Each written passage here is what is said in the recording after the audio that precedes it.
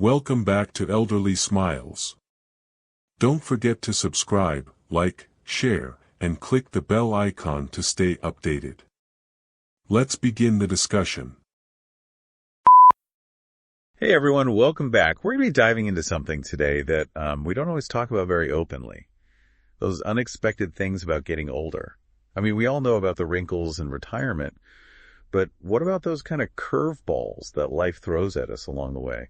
You know, it's funny, isn't it? We spend so much time thinking about the big milestones, but it's often those subtle shifts in our everyday lives that catch us off guard. Exactly. Like you think you've got this aging thing figured out, and then bam, life throws you a curveball. It's true. And you're left wondering, wait, nobody mentioned this in the brochure. Yeah, and what's so fascinating is that these experiences are so universal, yet we often feel alone in going through them. Absolutely. And that's why we're here today. We've got this really fascinating article that really dives into these unpleasant truths about aging. And it tells the story of this woman named Alice, who is in her late 60s and kind of navigating these bumps in the road. Yeah, using Alice's experiences as a springboard, we're going to explore some of these challenges and, more importantly, discuss practical strategies for dealing with them. All right, we're all in this together. We're going to tackle those memory mishaps, the surprising energy slumps, the changes in our bodies and social lives, the whole shebang. And by understanding these less talked about aspects of aging, we can empower ourselves to approach this stage of life with more awareness and, dare I say, a bit more humor. Absolutely. Because laughter is the best medicine, right? Except maybe when you can't remember where you put your medicine, which, speaking of, is a great place to start. Memory. You know those moments when a name is right there on the tip of your tongue, but you just can't seem to grasp it? Oh, tell me about it. Alice mentions this exact thing in the article. She was at the grocery store and ran into her neighbor, someone she's known for years, and her mind went completely blank on the neighbor's name. Oh, I've been there. It's so frustrating. You start to panic thinking, is this it? Is my brain turning to mush? Well, I'm here to offer some reassurance. While those memory lapses can be frustrating, they're actually a normal part of aging. Wait, really? So I'm not losing my mind? Not necessarily. As we get older, the way our brains process information changes. It doesn't mean we're doomed to forget everything. Okay, that's a relief. But why does this happen? What's going on in our brains? Well, think of it like this. Our brains are constantly adapting and reorganizing. As we age, certain connections might weaken while new ones form. So it's like our brains are doing a little spring cleaning, getting rid of the clutter. In a way, yes. And this reorganization can sometimes affect how quickly we recall information. That makes sense. So it's not that the information is gone, it's just taking a little longer to find it. Exactly. And you know what's interesting? The article mentions that these memory changes don't necessarily affect all types of memory equally. Oh, so some types of memory are more resilient than others. Precisely. For example, procedural memory, the kind that helps you ride a bike or tie your shoes, often remains quite strong. That's good to know. So I might forget someone's name, but I can still whip up my grandma's famous chocolate chip cookies without a recipe. Exactly. And that's why it's important to focus on the types of memory that are most affected by aging, like remembering names or appointments. There are simple strategies we can use to compensate for these changes. Oh, I'm all ears. What kind of strategies? Well, the article highlights some really practical tips. Things like making lists, using visual cues like leaving yourself a note, or even just repeating information out loud to help commit it to memory. Alice found that setting reminders on her phone for appointments and social engagements was a game changer. Those are great ideas. It's like giving your brain a little extra support. Exactly. It's about working with your brain, not against it. And it's about understanding that these changes are normal and nothing to be ashamed of. So memory slips are normal. But what about feeling completely drained after doing everyday tasks? I mean, I used to be able to power through my to-do list, and now I feel like I need a nap after taking out the trash. You know, Alice talks about this in the article, too. She was surprised by how easily she became exhausted, even after simple activities she used to do with no problem. It's like her energy levels just took a nosedive. That's exactly it. What's going on there? Well, this ties into something called age-related metabolic slowdown. Metabolic slowdown. That sounds a bit intimidating. It's not as scary as it sounds. Basically, it means that our bodies process energy a bit differently as we get older. Our metabolism, which is the process of converting food into energy, becomes a bit less efficient. So it's like our internal engine is running a bit slower. That's a great analogy. And because of this slower metabolism, we might not have the same stamina or recover as quickly from physical exertion. So that explains the sudden urge to nap after folding laundry. Exactly. It's not that we're getting lazy, it's just that our bodies need a bit more time to recharge. That makes me feel a lot better. So what can we do about this? Do we just have to accept that we're going to be tired all the time? Absolutely not. The article offers some great advice for managing this energy shift. Okay, let's hear it. I'm ready to reclaim my energy. Well, first and foremost, it's about listening to your body and honoring its needs. Don't try to push yourself beyond your limits. That's easier said than done. I'm so used to pushing through fatigue. I know, it's a hard habit to break, but trust me, it's worth it. And sometimes the simplest things can make a big difference. Like what? Well, staying hydrated is crucial. Dehydration can actually contribute to fatigue, so make sure you're drinking plenty of water throughout the day. I'll admit I'm terrible at remembering to drink water. I get so caught up in my day that I forget to even take a sip. I hear you. Try keeping a water bottle with you at all times. Maybe set a reminder on your phone to take a few sips every hour. Good idea. I need to get better at that. And another tip from the article is to focus on eating smaller, more frequent meals. This can help keep your energy levels more stable throughout the day rather than experiencing those big energy spikes and crashes. That makes sense. It's like giving your body a steady stream of fuel rather than overloading it all at once. Exactly. And don't forget the power of naps. A short 20-minute nap can work wonders for boosting your energy levels. Oh, I love naps. But sometimes I feel guilty, like I should be doing something productive instead of napping. Think of it as an investment in your well-being. A well-rested you is a more productive you in the long run. You've convinced me. Naps are officially back on the agenda. And while we're talking about energy and metabolism, there's another challenge that Alice brings up in the article that I think we should discuss. Oh, I think I know what you're going to say. Weight gain. It's like no matter what I do, the number on the scale keeps creeping up. It's a common concern, and it can be incredibly frustrating. But before we dive into that, let's take a quick break. When we come back, we'll unpack the connection between metabolism and weight gain as we age. Okay, we're back, and I'm ready to tackle this dreaded W word, weight gain. It's a topic that comes up a lot, and it can be a real source of frustration. It certainly is. Alice actually devotes a whole section of her article to this. She talks about how even though she hasn't changed her eating habits or activity levels all that much, she's noticed her weight gradually creeping up over the years. It's like your body decides to rewrite the rules without even telling each other. But seriously, why does this happen? We touched on metabolic slowdown earlier, but how does that actually translate into those extra pounds? Well, as we discussed, our metabolism becomes less efficient as we age, meaning we burn fewer calories at rest. And if we continue to eat the same amount of calories as we did when we were younger, those excess calories get stored as fat. So it's not just about eating more, it's about our bodies using those calories differently. Exactly. It's a bit like a car getting older and its gas mileage decreasing. You might not be driving any further, but you're filling up the tank more often. Okay, that makes sense. But what can we do about it? Does this mean we have to say goodbye to all our favorite foods and live on salads and kale smoothies? Not at all. Alice's article emphasizes that it's not about deprivation, it's about making smart adjustments. Like what? Give us the goods. We're ready for some actionable tips. Well, one thing that's often overlooked is portion control. As we age, our calorie needs decrease, but our habits often stay the same. We might still be dishing up the same amount of food we did in our 30s, even though our bodies don't need as much fuel anymore. So it's like we're stuck in a time warp, eating for our younger selves. In a way, yes. So simply being mindful of portion sizes can make a big difference. That sounds simple enough, but are there any tricks to help with portion control? Sometimes I just feel so hungry. Absolutely. One thing Alice mentions is using smaller plates. It's a bit of a mind game, but it actually works. When you see a full plate, even if it's a smaller plate, it tricks your brain into thinking you're eating more. Interesting. I've never thought of that before. And another tip is to slow down and really savor your food. Put your fork down between bites, chew thoroughly, and pay attention to the flavors and textures. This helps your brain register that you're actually eating, which can prevent overeating. I'm definitely guilty of scarfing down my food. I'm always on the go. But you're right, slowing down is probably a good idea. Now, besides portion control, are there any other strategies for managing weight as we age? Absolutely. The article highlights the importance of focusing on nutrient-rich foods. As we get older, our bodies need even more of those essential vitamins and minerals to function properly. So it's not just about calories, it's about quality over quantity. Exactly. So loading up on fruits, Vegetables, lean protein, and whole grains can help us feel more satisfied, maintain a healthy weight, and support our overall health.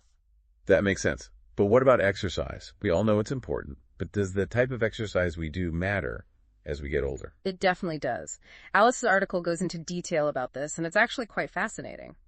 As we age, our muscles naturally lose mass and strength, so incorporating strength training into our routine becomes even more crucial. Strength training? I always thought that was more for younger folks who are trying to bulk up. Not necessarily. Strength training isn't just about building big muscles. It's about maintaining bone density, improving balance, and boosting metabolism. So it's like a triple whammy of benefits. But I'll admit, I'm a bit intimidated by strength training. I'm not sure where to even begin. You know, Alice was intimidated too. But she started small, using light weights or even just her own body weight for resistance exercises. And she found that even those small efforts made a big difference in her strength and energy levels. That's encouraging. Maybe I'll give it a try. Are there any other types of exercise that are particularly beneficial as we age? Absolutely. Low-impact activities like walking, swimming, or yoga are fantastic choices. They're gentle on the joints while still providing a great workout. And let's not forget about the mental benefits of exercise. I always feel so much more relaxed and clear-headed after a good walk. That's a crucial point. Exercise is just as beneficial for our mental health as it is for our physical health. So we've covered portion control, nutrient-rich foods, and exercise. Any other pearls of wisdom for managing weight as we get older? One thing that Alice emphasizes in her article is the importance of consistency. It's not about crash diets or extreme workouts. It's about making small, sustainable changes that you can stick with over time. That's a relief. I'm not a fan of deprivation or punishing workouts. And it's also about being patient with yourself. Weight loss might happen more gradually as we age, but that doesn't mean it's not possible. That's a great reminder. It's easy to get discouraged when you don't see immediate results. And you know, while we're talking about taking care of our health, there's another topic that Alice touches on in her article that I think we should discuss. Those increasingly frequent trips to the doctor. Oh, don't even get me started on doctor's appointments. Yeah. It seems like I'm constantly filling out paperwork and waiting in waiting rooms these days. I hear you. It can feel overwhelming. But, you know, Alice actually reframed it in a way that I found really helpful. She said that those appointments are a sign that you're being proactive about your health. I never thought of it that way.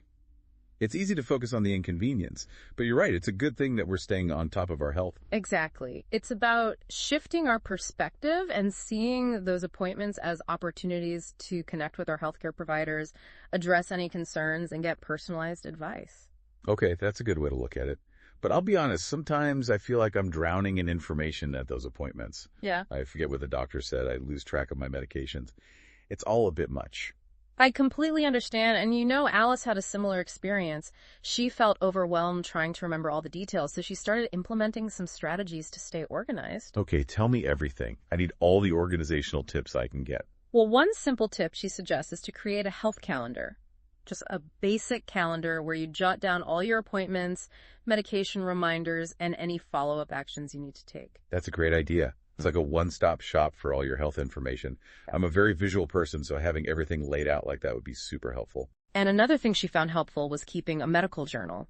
It's a place to jot down any symptoms you're experiencing, questions you have for your doctor, or even just thoughts and feelings about your health journey. That's a brilliant idea. It's easy to forget those little details in the moment, so having a place to jot them down would be so useful. And you know, Alice also emphasizes the importance of open communication with your doctor. Don't be afraid to ask questions, express concerns, or even just admit that you're feeling overwhelmed. That's so important. Sometimes I feel like I'm supposed to have all the answers, but you're right, doctors are there to help us. We don't have to navigate this alone. Exactly. It's a partnership. And speaking of partnerships, our brains are like partners in this aging journey, aren't they? We've talked about memory, but what about keeping those brains sharp and engaged? Whoa, that's a good one. I've definitely noticed that it takes me a bit longer to process information these days, and I sometimes struggle to focus on things like reading, which I used to love. Alice mentions this in her article, too. She talks about how she used to be able to breeze through complex novels, but now she finds herself getting distracted more easily. That's exactly it. Is this another one of those brain changes we were talking about earlier? It certainly can be. As we age, it's natural for our cognitive function to shift a bit. It doesn't mean we're losing our intelligence, but our brains might process information a bit differently. So what can we do to keep our brains in tip-top shape? I'm not ready to hang out my thinking cap just yet. Well, the good news is that Our brains are incredibly adaptable. They're like muscles that need to be exercised regularly. I love that analogy. So what kind of brain workout routine should we be following? Alice's article highlights the importance of engaging in mentally stimulating activities. Like what? Give us some examples. Well, think of things that challenge your brain to think in new ways and make new connections. Things like puzzles, word games, Sudoku, learning a new language, or even just trying a new recipe. Okay, so anything that gets those brain cells firing. I've always wanted to learn how to play chess. Maybe now's the time. Exactly. And even though it might take a bit more effort, reading is still an excellent way to keep your mind engaged. Maybe try audiobooks if you find it harder to focus on printed text. Good idea. I love listening to audiobooks while I walk. It's like a 2-for-1 workout for my body and my brain. And speaking of workouts, let's not forget about the importance of physical activity for brain health. Oh, right. I remember reading somewhere that exercise can actually help improve memory and cognitive function. It's true. Exercise increases blood flow to the brain, which nourishes those brain cells and helps them function better. So it's like a double dose of benefits. We're getting fitter and smarter at the same time. Exactly. It's all connected. And while we're talking about connections, there's another aspect of aging that Alice addresses in her article that I think we should delve into: the changes in our social lives. Well, that's a big one. I've definitely noticed that my social circle has shrunk over the years. Friends have moved away, some have passed away, and it can feel a bit isolating at times. It's a common experience, and it's something that Alice really grapples with in her article. She talks about how she misses those regular connections, those spontaneous get-togethers, and the feeling of belonging she had when her social life was more active. That's exactly it. It's not that I don't have friends, it's just that it takes more effort to maintain those connections as we get older. That's true. And, there are a lot of factors that contribute to this. Our mobility might be more limited. We might not have the same energy levels for social events. And sometimes we might even feel a bit self-conscious about getting out there and meeting new people. I can definitely relate to that. Mm-hmm. It's like you start to question whether you even fit in anymore. I think it's important to acknowledge those feelings. It's okay to feel a bit hesitant or unsure. But, the article really emphasizes that social connection is crucial for our well-being, especially as we age. So how do we combat that sense of isolation? Where do we even begin? Well, Alice offers some great suggestions. One thing she highlights is the importance of seeking out opportunities for connection, even if they're a bit outside our comfort zones. Like what? Give us some concrete examples. Well, think about your interests and hobbies. Are there any local groups or clubs you could join? Maybe a book club, a gardening group, or even a walking club. These are great ways to meet people who share your passions. Those are good ideas. Mm-hmm. I've always wanted to try a pottery class. Maybe I'll see if there's one offered at the community center. And, even if getting out and about is a challenge, there are tons of ways to connect online. There are online communities for just about every interest imaginable, from knitting to bird watching to classic movies. That's true. I've actually made some great friends through online book clubs. And don't underestimate the power of simply reaching out to old friends and family members.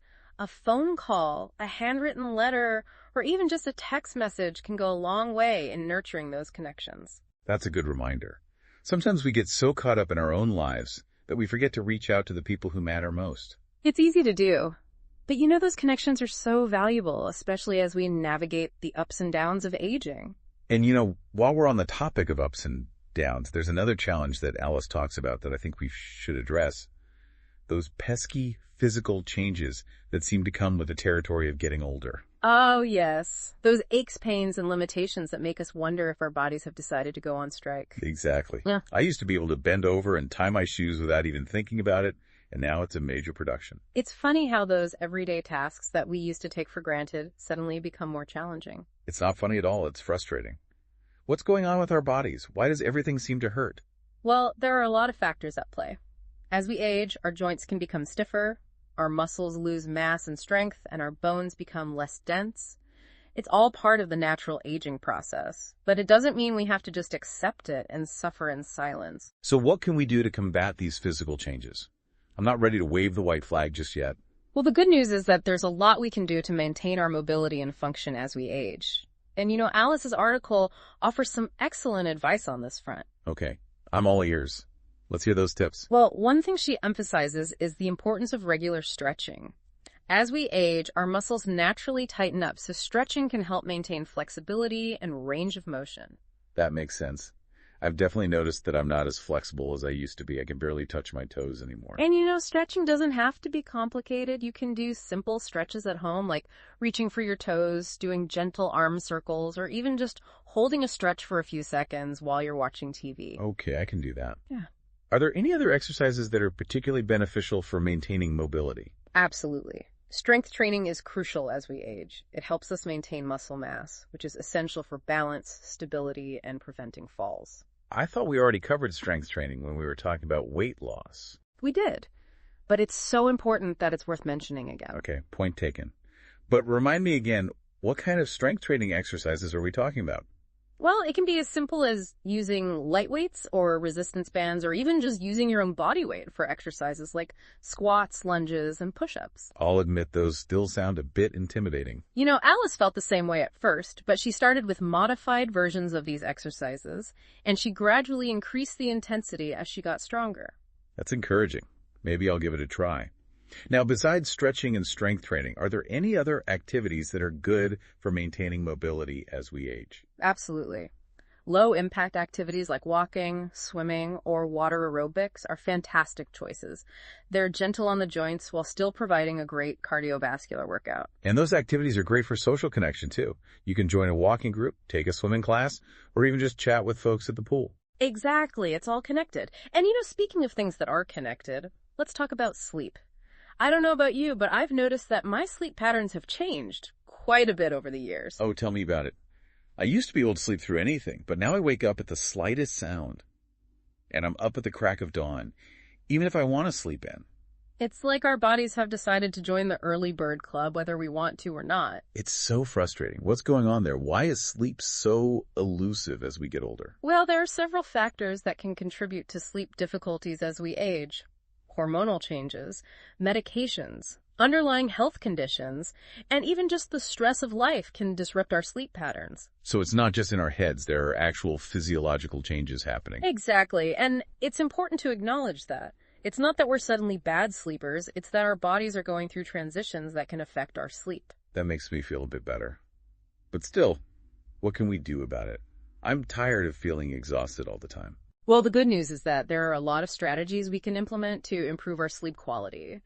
And Alice talks about this in her article too. She shares some tips that she found incredibly helpful. Okay, let's hear them. I'm desperate for a good night's sleep. Well, one thing she emphasizes is the importance of establishing a consistent bedtime routine. Going to bed and waking up at the same time each day, even on weekends, can help regulate your body's natural sleep-wake cycle. That makes sense. But I love to sleep in on weekends. Wow. It's my reward for getting through the week. I hear you, but even shifting your sleep schedule by an hour or two can disrupt your rhythm. Okay, fine. I'll try to be more consistent. What else can I do? Well, creating a relaxing pre-sleep routine can also be helpful. Think about things that signal to your body that it's time to wind down. Maybe take a warm bath, read a book, or listen to calming music. I love taking baths. Maybe I'll add some lavender essential oil for extra relaxation points. And, what you consume in the hours leading up to bedtime can also impact your sleep.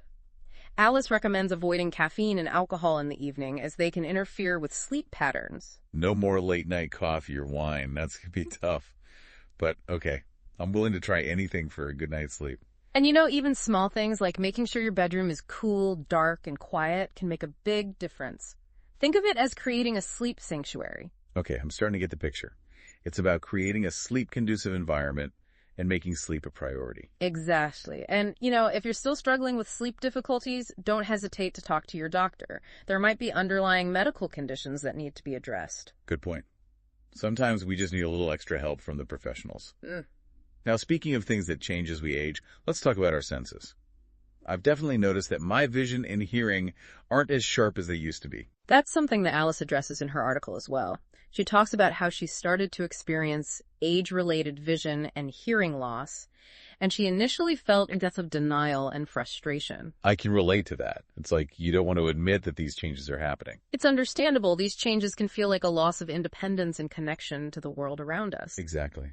It's frustrating to have to ask people to repeat themselves or to struggle to read menus in dimly lit restaurants. But Alice talks about how she eventually shifted her perspective. She realized that these changes are a natural part of aging, and instead of fighting them, she decided to embrace solutions that would help her maintain her quality of life. So what kind of solutions are we talking about? Well, first and foremost, regular eye and hearing exams are crucial. They can help us detect any changes early on and explore options for correction. Okay, that makes sense. But what about those moments when even glasses or hearing aids don't quite cut it? What can we do then? Well, Alice talks about the importance of adapting our environments and communication styles. For example, she started making sure her home is well lit, using contrasting colors to make things easier to see, and even asking friends and family to speak a bit slower and more clearly. Those are great tips. I never thought about using contrasting colors, but that makes so much sense. And it's also about being kind to ourselves and acknowledging that it's okay to ask for help. If you're struggling to hear someone, don't be afraid to ask them to repeat themselves.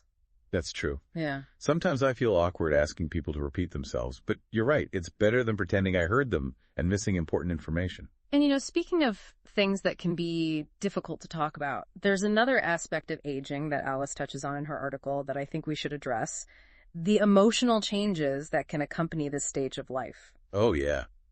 That's a big one. I've definitely noticed that my moods have been a bit more unpredictable lately. I find myself getting frustrated more easily, and I'm a bit quicker to tears than I used to be. It's so common, and yet it's something we don't often talk about openly. It's like there's this expectation that we should be all wise and serene as we get older, but that's not always the reality. Exactly. We're still human with all the complexities and contradictions that come with that. And, there are a lot of factors that can contribute to mood changes as we age. Like what? Well, hormonal fluctuations are a big one. As we go through menopause or andropause, our hormone levels shift, and this can have a big impact on our mood, energy levels, and even our sleep patterns. That makes sense. It's like our bodies are going through a second adolescence. In a way, yes. And, besides hormones, there are other factors that can contribute to mood changes as we age, such as stress, changes in our social lives, and even just the awareness of our own mortality. Wow. That's a lot to process. Yeah. It's no wonder we feel a bit emotionally wobbly at times. It's true. But the good news is that there are things we can do to manage those mood swings and cultivate a sense of emotional well-being. And Alice shares some great tips in her article. Okay, I'm all ears. Let's hear those tips. Well, one thing she highlights is the importance of self-care. Making time for activities that nourish our minds, bodies, and spirits can make a big difference in how we feel emotionally. So things like getting enough sleep, eating healthy foods, and exercising regularly. Exactly. Those are all foundations of good self-care. But it's also about incorporating activities that bring you joy and relaxation, whether it's reading, listening to music, spending time in nature, or pursuing a hobby. Okay, those all sound lovely. But sometimes I feel guilty taking time for myself. It's like I should be doing something productive instead. I think a lot of us struggle with that. But self-care isn't selfish, it's essential. When we take care of ourselves, we're better equipped to handle life's challenges and show up for the people we care about. That's a great point. I need to remind myself of that more often. And Alice also talks about the power of mindfulness and gratitude. Taking a few moments each day to simply focus on your breath, notice your surroundings, and appreciate the good things in your life can have a profound impact on your mood and outlook. I've heard a lot about mindfulness lately. Is it really that effective? It really can be. It's about training your mind to be present and accepting of whatever is happening in the moment without judgment. And gratitude is all about shifting your focus to the positive aspects of your life, which can help counteract negative thoughts and emotions. Okay, I'm willing to give it a try. It sounds like a good way to counteract those moments of grumpiness. And if you're finding that mood changes are really interfering with your daily life, don't hesitate to reach out to a therapist or counselor. They can provide support and guidance as you navigate this journey. That's good advice. Sometimes we just need a little extra help from the professionals. Absolutely. And speaking of help, there's one more topic that Alice addresses in her article that I think is incredibly important: the challenge of accepting help as we age. Oh, that's a tough one. I've always prided myself on my independence, and the thought of needing help with things I used to do easily is a bit humbling, to say the least. I think a lot of us feel that way. We've spent our lives striving for independence, and it can feel like a step backward to admit that we need assistance. Exactly. It's like you're losing a part of yourself. But Alice makes a really compelling argument in her article. She says that accepting help isn't a sign of weakness, it's a sign of strength. It takes courage to acknowledge our limitations and to allow others to support us. I never thought of it that way. And she also points out that accepting help doesn't mean giving up our independence altogether. It's about finding a new balance, a new way to navigate the world with the support of others. Okay, that makes sense, but it's still a big mental shift. It is, but sometimes the things that are hardest to do are the things that are most beneficial for us. That's a good point. Maybe I need to rethink my definition of independence. Yeah. It doesn't have to be all or nothing, right? Right. Exactly. It's about finding a balance that works for you. Mm-hmm. And, accepting help doesn't just benefit us, it can also benefit the people who care about us. It gives them the opportunity to show their love and support. That's a beautiful way to look at it. Yeah. It's about creating a circle of support where everyone benefits. Speaking of circles, we've come full circle in our conversation today.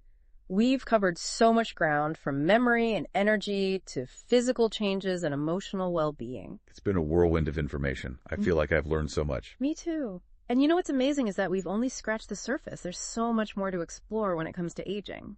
That's true.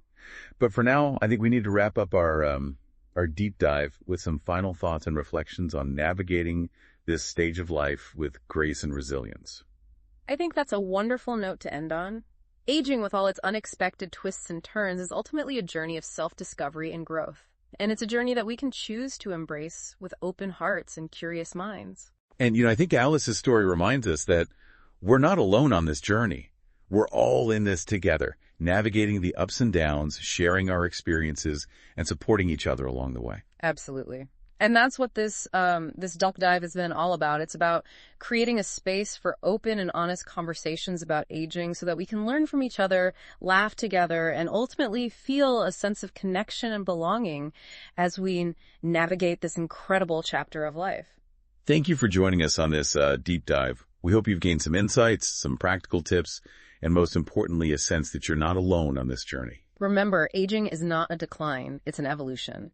And with the right mindset, the right support, and a good dose of humor, we can all thrive in this next chapter. All right, so we're back and ready to kind of wrap things up here, our deep dive into aging. We've covered a lot of ground today, practical tips, strategies for dealing with those little curveballs. But, beyond that practical stuff, there's this whole emotional and psychological landscape that kind of shifts as we get older, too. It's true. And, that's something that Alice really dives into in her article, this whole idea of, alongside the physical changes, experiencing this profound shift in her perspective, in her priorities, even in her sense of self. I think a lot of us can relate to that. It's like you wake up one day and realize that the world looks a bit different and you feel a bit different, too. Right. And one of the things that she keeps coming back to is this idea of redefining independence. And it's something that I think she and a lot of us have wrestled with as we get older. It's tricky, right?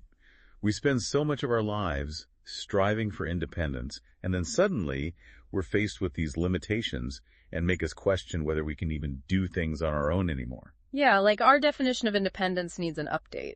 Exactly. I mean, it's not that we're becoming helpless. It's just that we might need to rely on others in different ways than we used to. Which, I'll be honest, that's a tough pill to swallow sometimes. Yeah.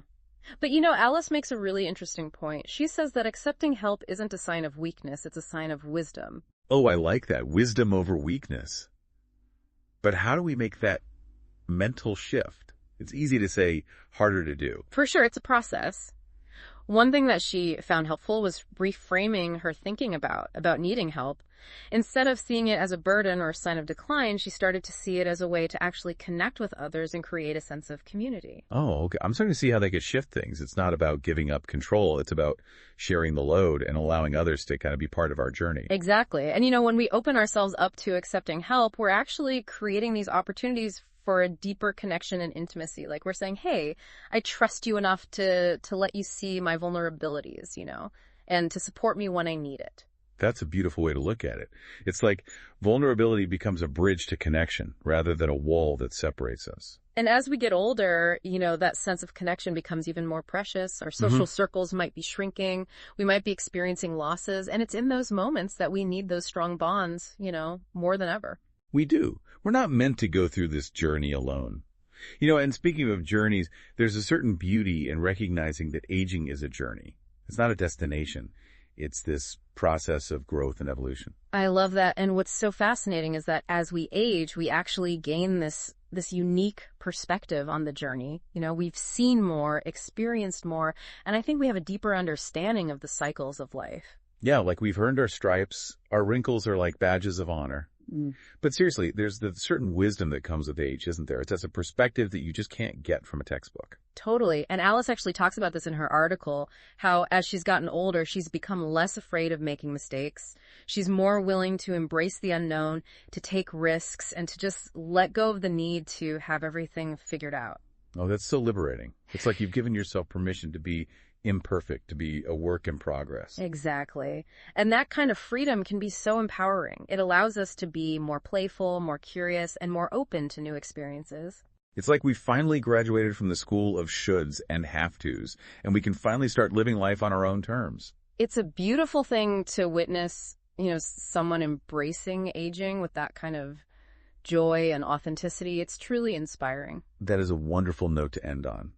Aging, with all of its unexpected twists and turns, is ultimately a journey of self-discovery and growth. And it's a journey that we can choose to embrace with those open hearts and curious minds. And I think Alice's story reminds us that we're not alone on this journey. We're all in this together, navigating those ups and downs, sharing our experiences, and supporting each other along the way. And that's what this deep dive has been all about. Creating a space for open and honest conversations about aging so that we can all learn from each other, laugh together, and ultimately feel that sense of connection and belonging as we navigate this incredible chapter of life.